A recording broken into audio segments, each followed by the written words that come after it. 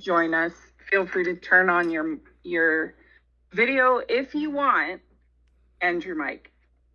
Hey guys, I turned on my video, but it's not showing up. I think I don't have the permission for that. Oh, rude. Are you in your browser by any chance for this call? Yeah, I'm using browser. Yeah, you might have to drop off and then refresh the browser so it gives you the permission prompt. But you can give it a shot. We'll invite you back in a second then. I have verified him as a member. Weird. I don't see a way to turn on or enable his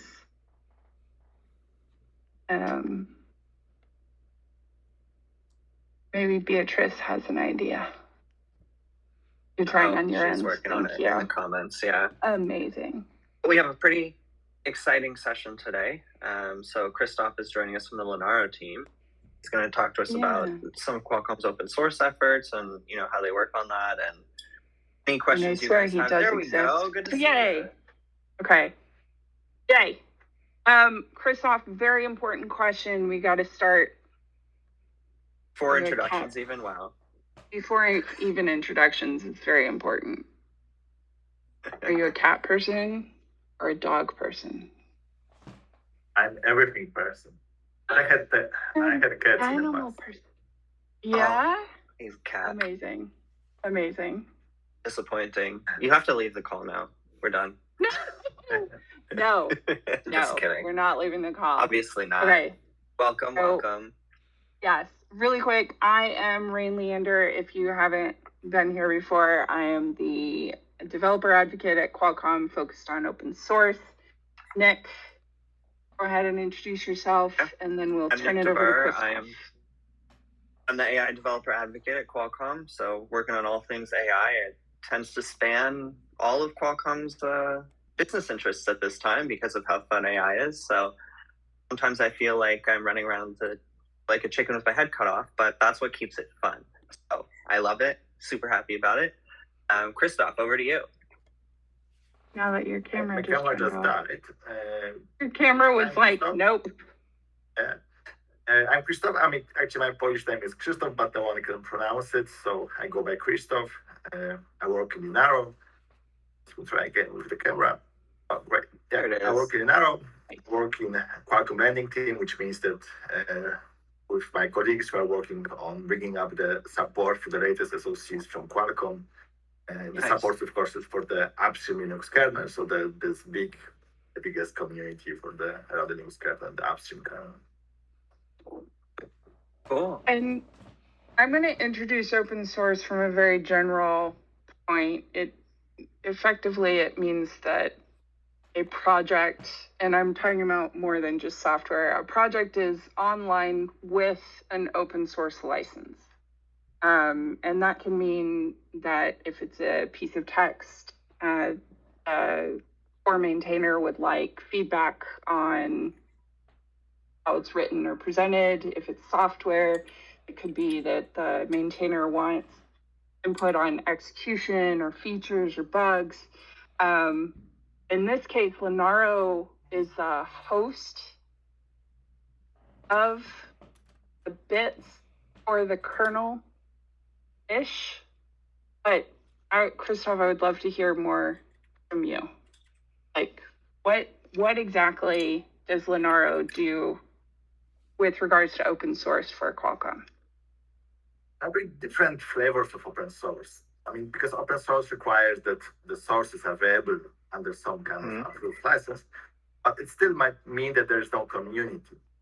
So what Linaro works with Qualcomm here is to together work in the biggest community, which is the upstream Linux kernel. So this open source project, which everyone is using, and everyone could also use for their own projects, can contribute there, can update it.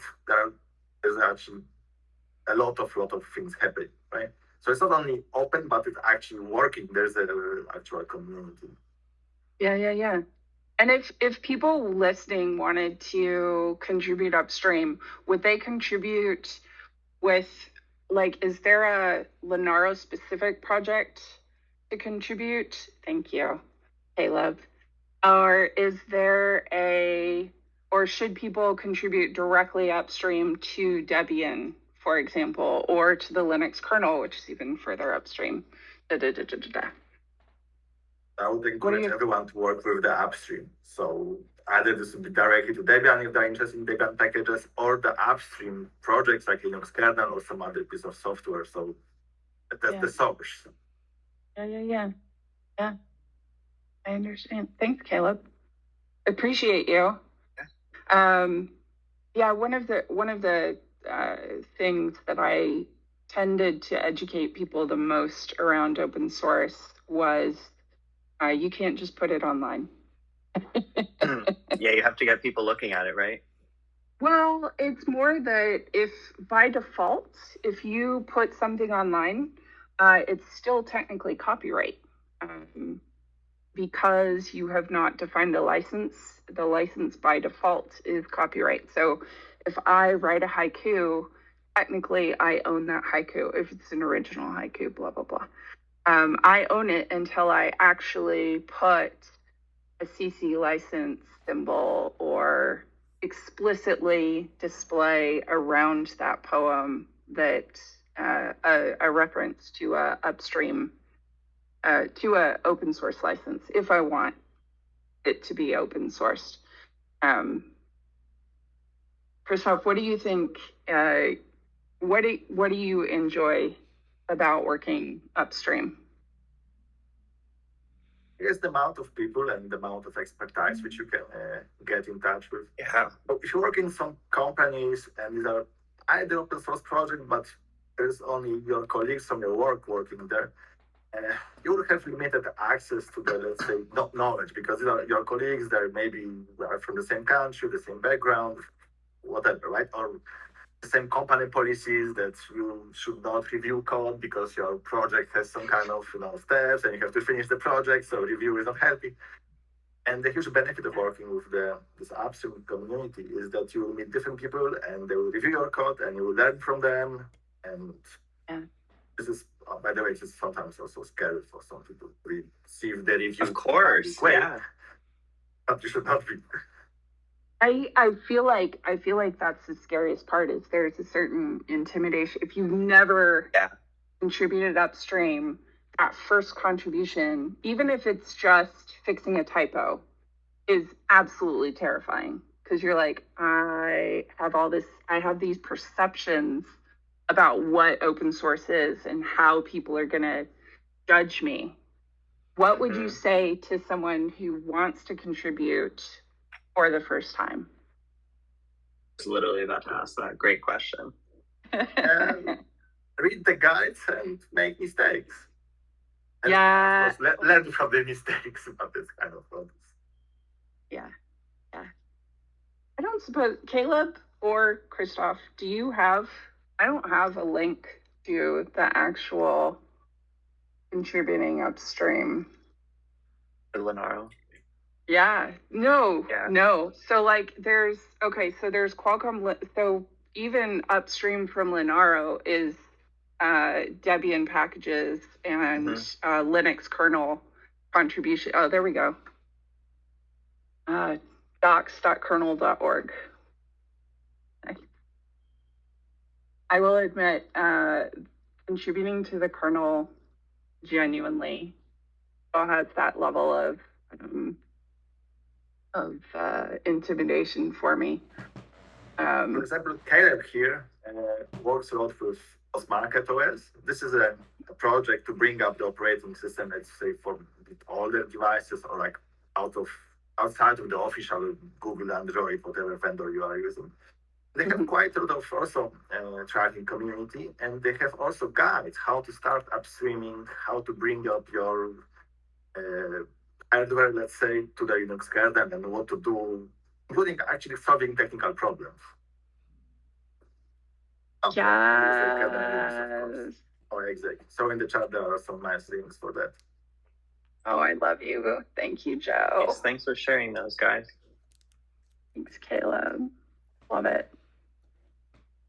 One of the things I might do is like I want to say one of the reasons why I have not contributed directly to the kernel is the programming language. What programming language is it? It's almost only C. I mean, that. Emma, I promise there. Put that back. Emma. Dang it. I'm sorry, Caleb. It's an automated app that totally just took your link off, but I want your link back. So I'm going to, no, I didn't click on it fast enough. I'm sorry. Dang it. Did you see that? That was fast. Yeah. I've never seen the, yeah. Oh, thank you. Thank you, Joe. Yeah. No, it's gone. Can't share links out loud. Apparently, Beatrice is over there like pulling, like, stop it. Okay, sorry I interrupted. What was the programming language? C is quite old. That's what I thought. Programming language now. Yeah. That's what I thought. I don't worry, it's kind of breaking Rust slowly, which is very difficult to learn, even more difficult than C, and things quite interesting solutions. So okay. How do you feel about that? Rust can be pretty divisive, right? So I've met a lot of people who are like, I love Rust, I want to learn it, I want to do it. And then there's other people who are like, it's way too complicated. It's not worth the time. It's not worth the effort, So, okay, Krzysztof, you answer first. I have opinions about this as well. Go ahead. I'm sure you do. Yeah. Open question. I understand your opinions. I understand people who don't want Rust. It's just opinion. My personal one is that I would like to see Rust, and I'd like to learn more Rust. I was trying some time ago, but I didn't have, let's say, conventional projects which would be using this Rust. And every language should be practiced, otherwise, these are loops. Yeah. Agreed. No, I learned enough Rust to build a sample app for a database. It wasn't bad, but it also was like in the sense that there are certainly, so I'm Python by default, and so like if I need to learn Ruby on Rails, it's no problem, but Rust, there are two applications that I'm kind of proud of, and one of them was a Rust app, and one of them was a Spring Boot app, having not come from those languages. Yeah. So I understand that opinion about being scared. Yeah. Oh, nice. Maria just shared a link from Love it. Linus Torvalds. Rust versus C. I love that. It's interesting. What about you, Nick? What are your thoughts? I like to see things get pushed forward, right? See things, get it, but I have spent so much time. Well, I came from C, right? So let me start there. I came from C, and a lot of my early software engineering experience was actually how can we rebuild solutions so that they're most applicable to what you're trying to solve, right? So what I'm trying to say is the solution needs to make sure it serves the use case, and you're not trying to remold the use case so that it fits what you're comfortable with, right? And I think that's a challenge that a lot of people face because, when you're in, your early learning period, you kind of, there's one language that people will come at you with, and they'll teach you, and they'll be like, if you need to solve this problem, like, look at it this way, right?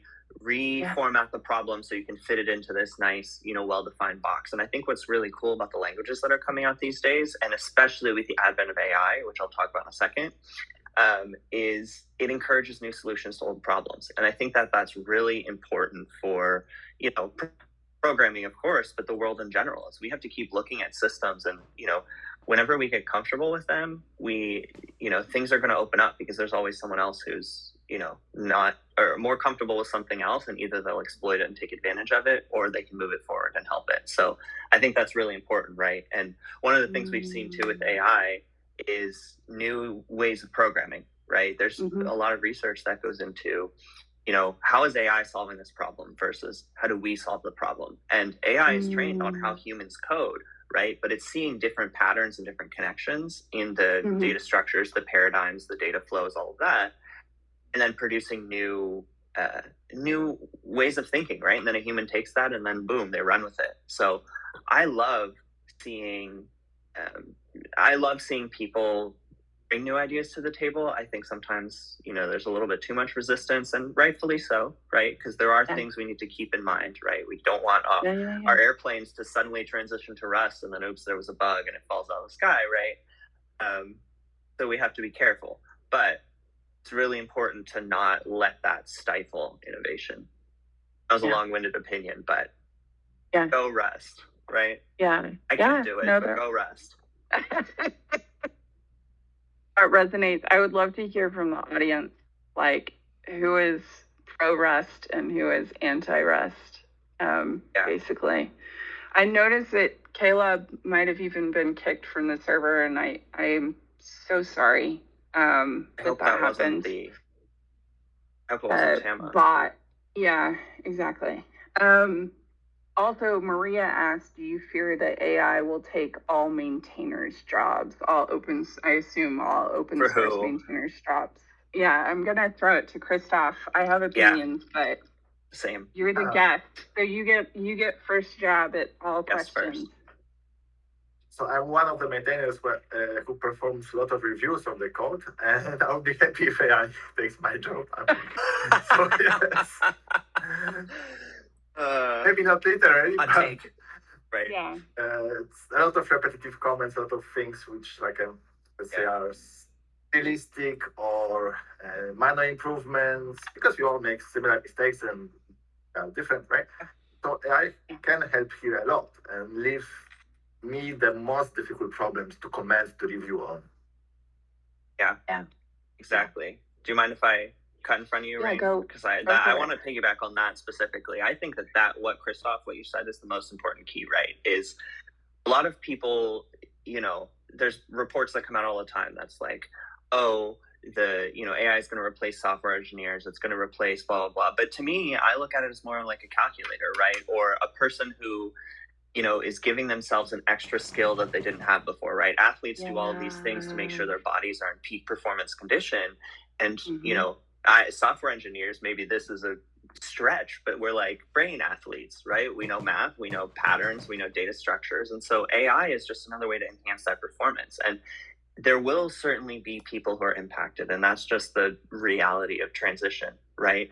But ultimately, it's a tool to alleviate what you said, Krzysztof, right? You get rid of all of the boring work so that we can focus on the most important problems. And often the most important problems are the ones that require the space that we don't get.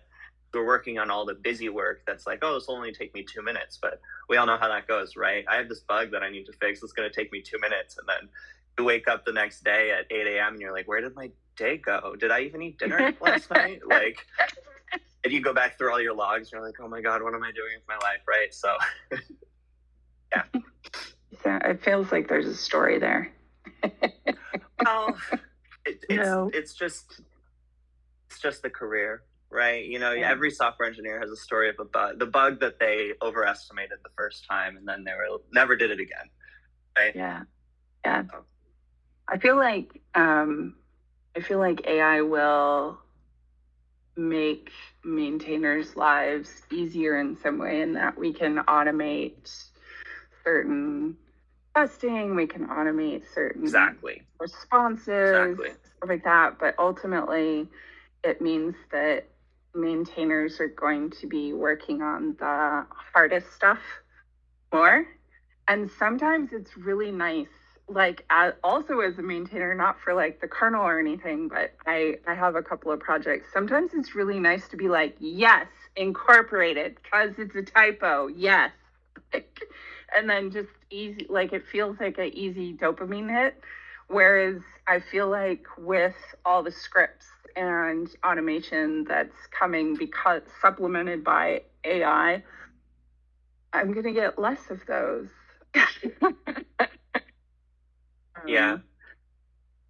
Well, trade-off. I think it frees people up to work on different things, right? Like, and Agree. that's the key. I just saw a thing from Jensen Huang, the CEO of NVIDIA, yesterday, and he was talking about how they incorporate it in all levels of their company. Like, he wants them to be, he said specifically, aggressively AI forward, right? And they're using it to examine their code base and look for new ways to solve problems, right? And his take is that it's able to look at things that maybe humans didn't see because of our thought processes, and it ultimately then frees you up to keep working. And that is the important part, right? Is things will be affected, things are going to change. That's just the nature of human experience. And so it's how do we leverage these tools and keep them equitable for everybody, so people get access, they can learn and grow, right? Not everyone has to be a maintainer, and people who are really passionate about it will be a maintainer because they're going to make time to maintain, whether it's a really challenging bug or a simple comment. And it's these people are going to get into it. Yeah. I feel like, and Krzysztof, please chime in. I feel like maintainers are often, depending on the project, overworking way too hard, or wondering how to get more collaborators, or wondering how to get more collaborators. As a maintainer, Krzysztof, what are your thoughts around encouraging that collaboration and getting people to even see your project? I believe it's quite difficult, at the same time very important. So I just don't know how exactly to achieve it. Because you need both new contributors, but you also perform this review on them, which might discourage. So it's quite, let's say, balance how to both encourage and still do your job, be maintained and be reviewed. Yeah. So at Red Hat, we had a mentorship program just for your first 3 contributions. Because that first first one is the hardest. Well, a lot of times it's purely psychological, and also on those first 1 and 2, you tend to get the most pushback and discouragement. And so having a mentor, like, to be like, no, it's okay. We're here for you. Hugs, like, kind of thing. Does the kernel have some sort of mentor program for new people? It has. Yeah. So there's actually this is Linux Foundation program, and it's only for the kernel. They have several projects. I mean, that's several mentorships, and one of these mentorships are for the Linux kernel.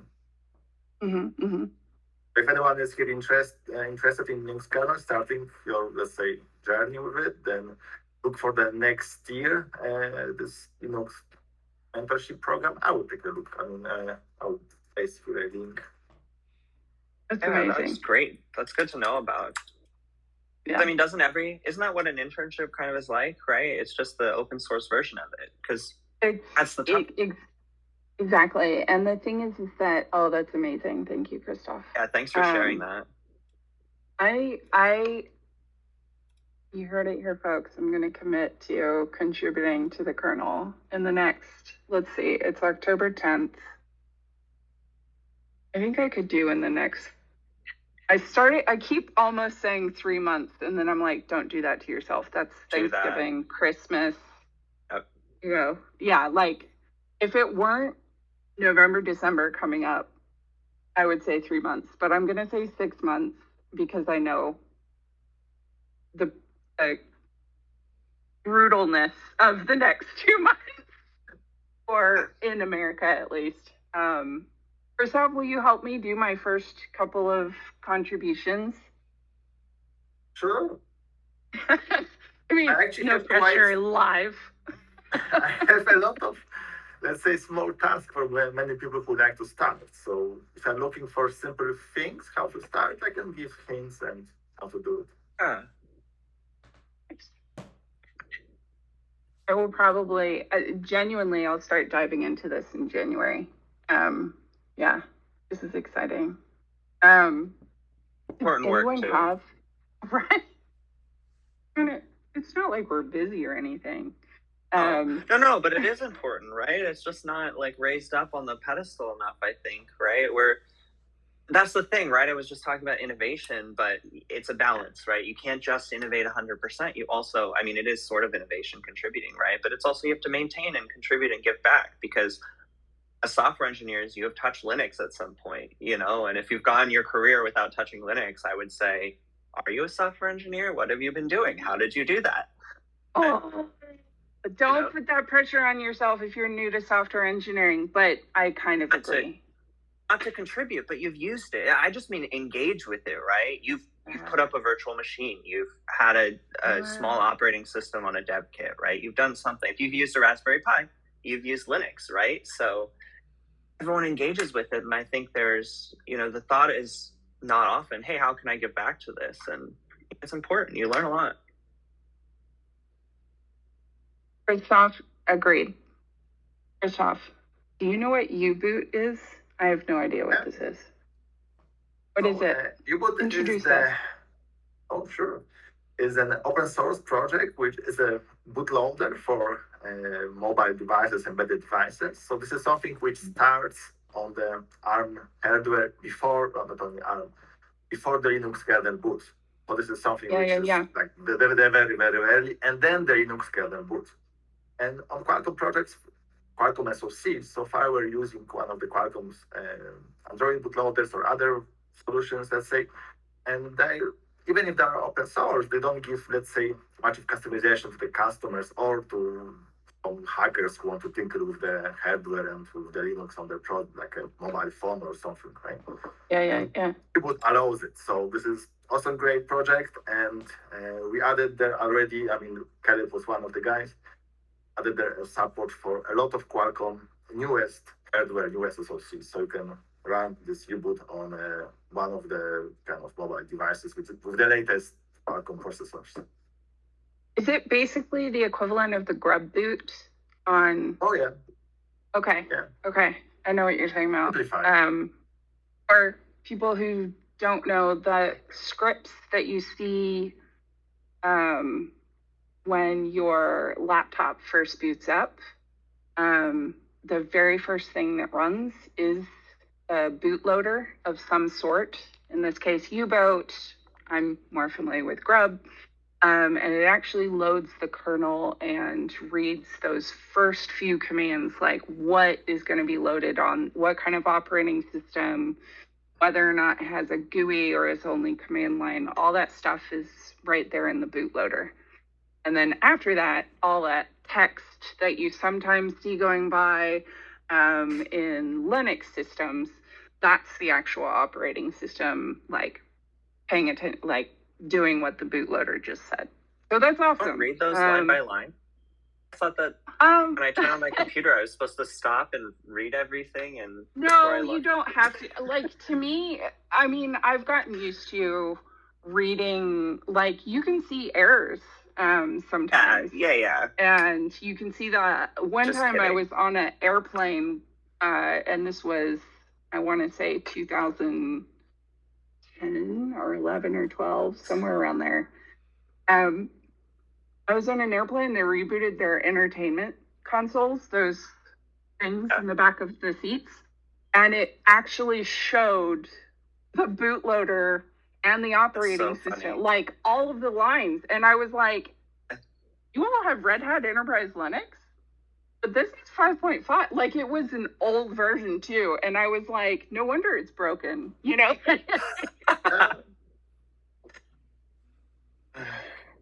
Yeah, so I do, actually. So funny.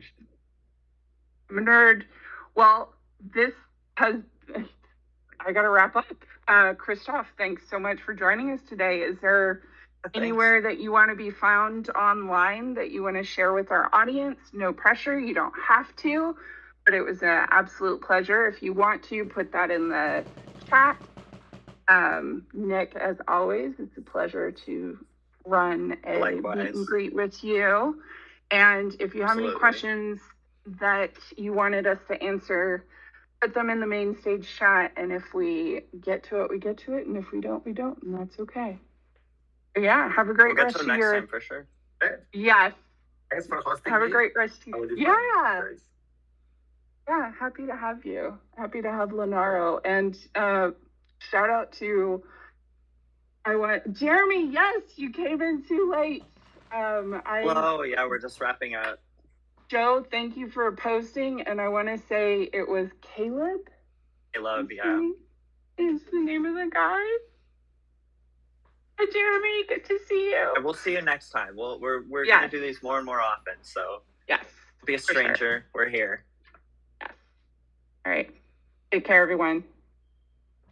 Oh, nice. Everyone. Bye.